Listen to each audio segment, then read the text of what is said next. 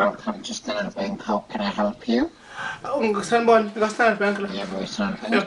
Bengisacane ngisize manje. Yazi ngehlakala umohlakalo la. Ukushusha umama kwamakhelwane ucela ukuthi umbaso wakhe amfakele imali ekhadini lapho.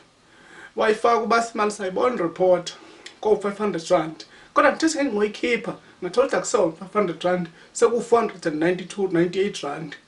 Bese acaba ngibuyisene lo 2 rand. Le mali akuyona yami, yalo mama kwamakhelwane. Nomsamahlala bank charges. No, ngiyaunderstand ama bank charges kodwa bengicela ama bank charges bandla abambe kweyamali angabambi kweyalo mama. Nomsamahlala ibhenki phela lazi ukuthi imali kabani liyathatha. Cha bethe angiyazi ibhenki alikwazi lokho kodwa phela ngithi mina ngikhuluma nebhenki la, ngithi mina ngikhuluma nawe. So wena ethi ngizenzela lapha izinto zasebhenki ukuthi ibhenki libambe ama bank charges emalini yami hayi emalini zabantu. Usohlula u2 rand. Bathi nginawo 2 rand.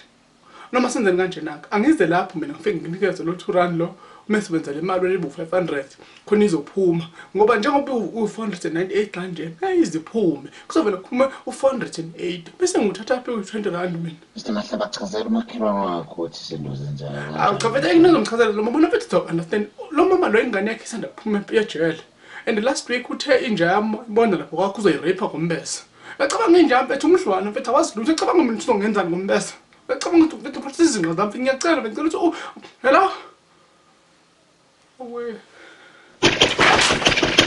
Yebo. Hayi siyabonga.